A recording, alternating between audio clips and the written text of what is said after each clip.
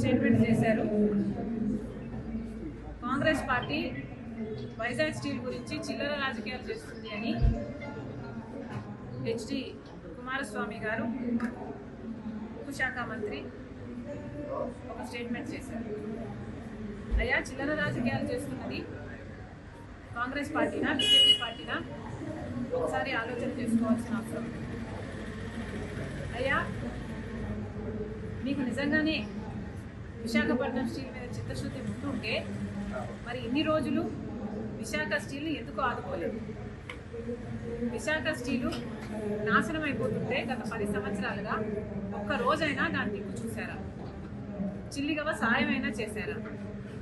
కనీసం చిటికిన వేలైనా మీరు లేపి దాన్ని ఆదుకునే ప్రయత్నం మీరు చేశారా?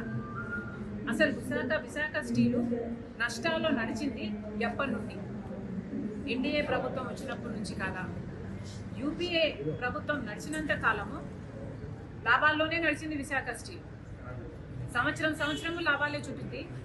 ఆఖరికి యూపీఏ 2014 వరకు కూడా విశాఖ స్టీల్ లాభాలు 12,000 కోట్లు అయితే తీరా ఎన్డీఏ ప్రభుత్వం వచ్చినాక దాన్ని అన్ని విధాలుగా దాని చేతులు కాళ్ళు నరికే ప్రయత్నం చేస్తే ఈరోజు 23,000 కోట్లు నష్టాలలో ఉంది విశాఖ స్టీల్.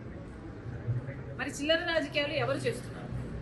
విశాఖ స్టీల్ని ఆదుకోకుండా చిల్లర రాజకీయాలు చేస్తున్నది మీరు కాదా అని అడుగుతున్నారు.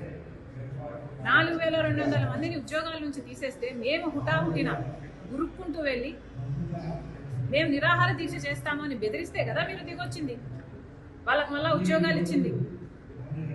మరి చిల్లర రాజకీయాలు మేము చేస్తున్నామా లేకపోతే మీరు చేస్తున్నారా? మీరు నిజంగానే విశాఖ స్టీల్ని కాపాడే వాళ్ళైతే 4,200 మందిని ఎందుకు తొలగించారు?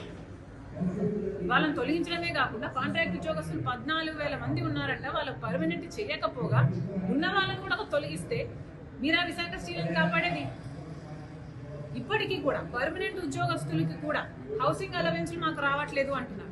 కాంట్రాక్ట్ ఉద్యోగస్తులు అయితే అసలు 4 నెలలు 5 నెలల నుంచి అసలు మాకు జీతాలే లేవు అంటున్నారు.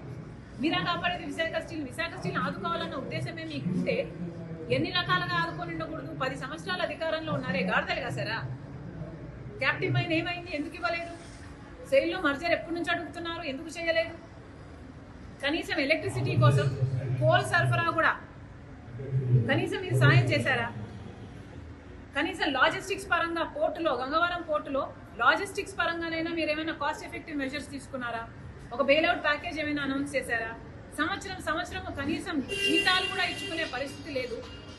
ఆదుకున్న మొఖాలు కాదు మీ. ఈరోజు మేము చిల్లర రాజకీయాలు చేశామని మాట్లాడుతున్నారా? సిగ్గుండాలి.